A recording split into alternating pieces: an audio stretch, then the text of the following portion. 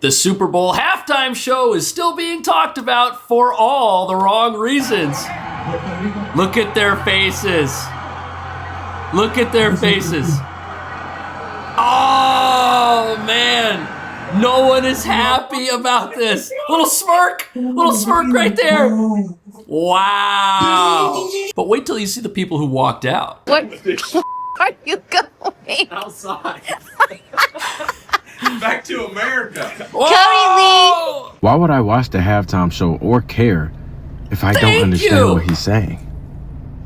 Like, people are saying you're racist for not wanting to watch or support Bad Bunny, and I'm like, I think that's the problem. I think there's an agenda behind why he's performing. You're a part of it.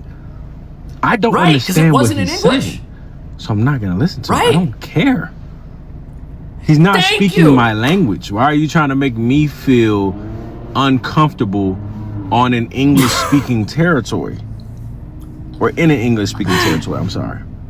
I don't understand what he's saying, so I don't really care. How is this so hard? How did the NFL miss this? The NFL is having some emergency meetings. Yes, they are. Oh, ain't no doubt. This morning. I know for a fact that the NFL and Roger Goodell, their number was 3 million. It's a Bud Light moment. If Turning Point USA got 3 million viewers, they were in trouble. And they Bud Lighted themselves. Turning Point USA now sits at number 3 all-time live streams on YouTube. How did you do? Do you have a sense of how many people? Maybe because it was in the language of the country where it was broadcast? I don't know why he's performing if he can't speak English. That's just how I feel about it. It's just the NFL. This isn't the World Cup with soccer or something. I can understand that. But... And when you go into watching the World Cup, if you're watching it and it's being broadcast in another language, you don't have a problem with that. Even in soccer, bro, when they be having like America News or something like that, like these folks translate the post-game interview in English. Right. There needs to be a translation. So I need that at the Super Bowl halftime show. It's the Super Bowl. If you can't translate the song in English, big dog, I'm gonna need you to find somebody else. Because I don't know what you're saying. Right. And no, I'm not racist just because I don't know what you're saying or just because I don't care about what you... But according to the people who wanted you to like the Super Bowl, you might be.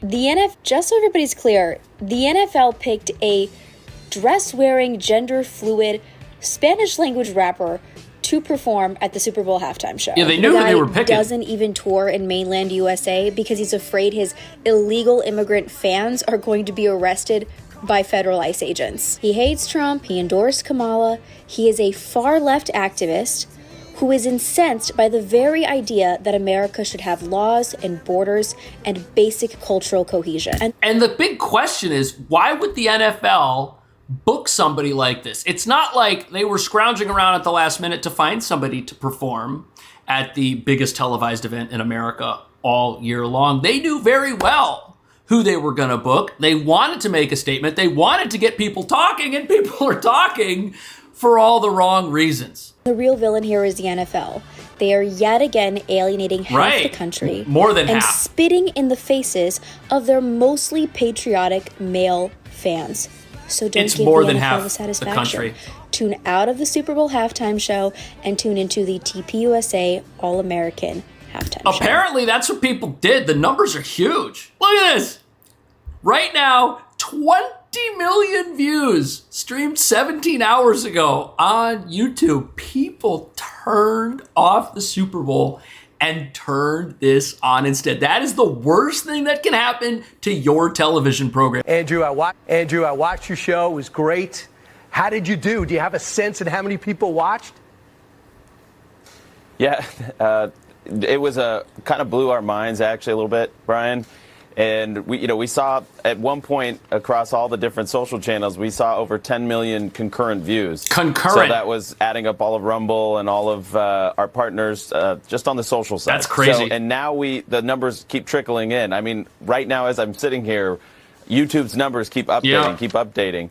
And so we're trying to put it all together. What I can safely say is that we are now over 20 million viewers across just social. So we haven't even gotten our partner broadcaster. This was such an open and shut halftime show decision for the NFL. All they had to do was roll somebody out who was non-offensive. But they picked somebody instead who was deliberately offensive. It's almost like their marketing team said, hey guys, if you really want people to watch the Super Bowl, let's offend as many people as possible and let's make it clear that that is our agenda a long time before the game airs. Let's do that. Let's Bud Light ourselves and get everybody talking about the show. What a great idea. I hope that they take a long, hard look in the mirror on this one. Their analytics, as you know, sometimes the ratings take a little while, but that's 20 million viewers. And we don't know how many people were gathered together, 3, 4, 10 in a room watching together. So we're going to try and put our a final number on that when we can.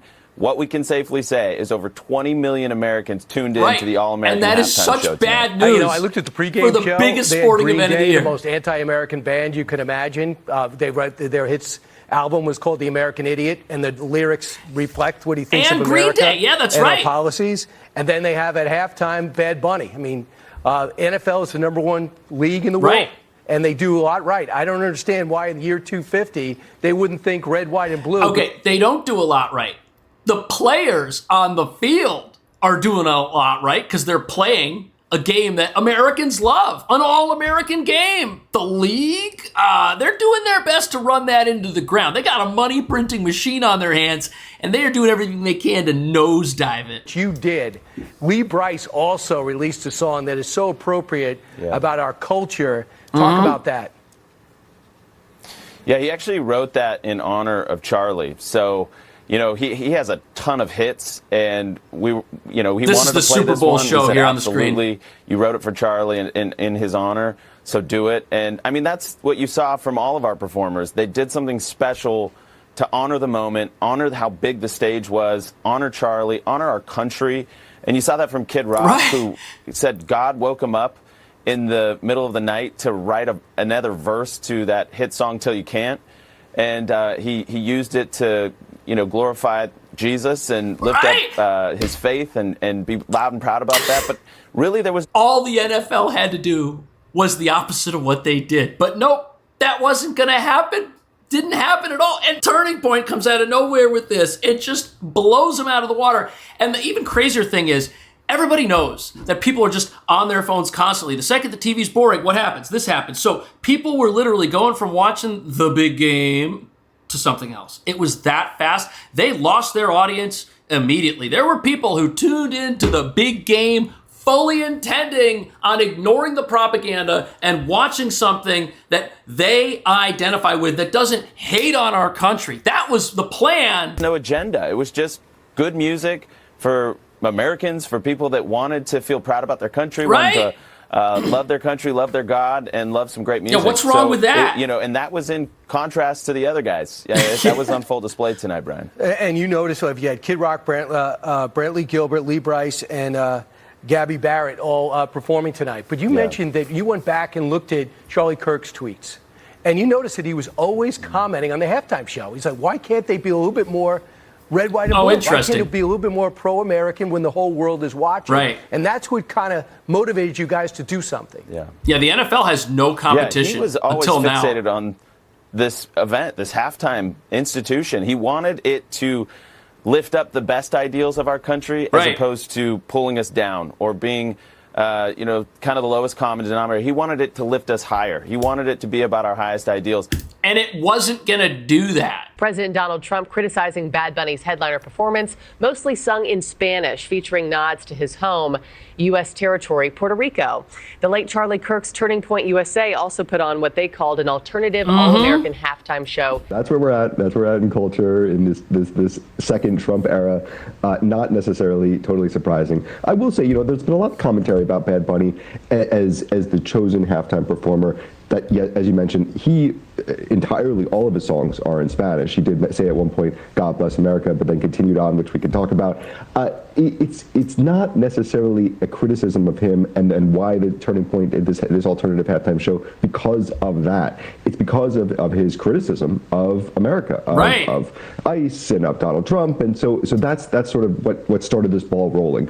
How are you going to have a Super Bowl halftime performance that goes against what most of the country just voted for. It just doesn't make sense.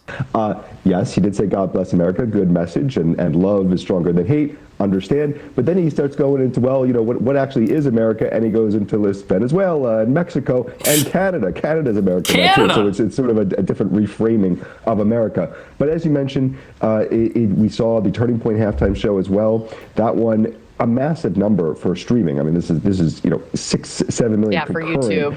Yeah, so it's a huge number there, and we'll see what kind of. So here's the thing you need to understand about the viewership numbers. Turning Point USA, 20 million live streams now. They said they had 10 million concurrent. That's gonna be updated as time goes on. But even though over 100 million people are watching the Super Bowl, that number was always gonna be big. That was always gonna be a bigger number than some alternative event that gets streamed at the exact same time. The fact that the alternative event is even on the radar is a massive problem for the NFL, which spent way more money than Turning Point's free show that everyone could watch, supported by ads on YouTube. We see with the Bad Bunny halftime show, lots of rumblings that it's going to happen. Look, I think that for anyone who watched it, the normal halftime show, I think you saw a great performance. Just for the people that are not Spanish speakers could not understand what he was saying. And people who the numbers, agree Bad with the Bunny message. is a global superstar. Yeah. I mean, the most streamed artist on Spotify in 2025, more than 20 billion streams. Spanish is the second most common language here in the States, but spoken by roughly half of all bilingual Americans. On top of that, though, Steve, we were thinking. But do all Americans want to have a political message forced down their throat that is anti the thing that a lot of people just voted for? Like, if you're going to talk smack about the president and hate on the country during your performance, why is that part of the act, right? Why couldn't he have just come in and sung his songs and then left? No, this was never about him being a popular artist. This was about pushing a message that the NFL supported, but that a lot of the viewers might have been turned off by. Several halftime show performers in the past have been non-citizens. You've got Rihanna, Shakira, the Rolling Stones, and Shania no one Twain, cared. Just to name a few. Why that has nothing is to do he with such it. a controversial pick? Is it just the moment that we're in right now? It's what he said. What he absolutely. did. It doesn't necessarily, and Shakira, as you mentioned, saying in Spanish. Shakira didn't say, "I hate the president." Although I will say, I think it's a little bit odd that Shakira didn't say disband ICE. Everything pretty much besides God Bless America and Lady Gaga's performance was in Spanish, and you have the Super Bowl, which is not some international. I mean, it obviously is international, but it's about American football. I mean, it's right. We're the only country that calls football what you're seeing on the screen there, and not what you're playing, what we call soccer. So it is an American sport, and to choose that's a choice. But no, I think it absolutely is his criticism of ICE, criticism of immigration policy. Thank you. At one point, saying he wouldn't do a performance in the United States.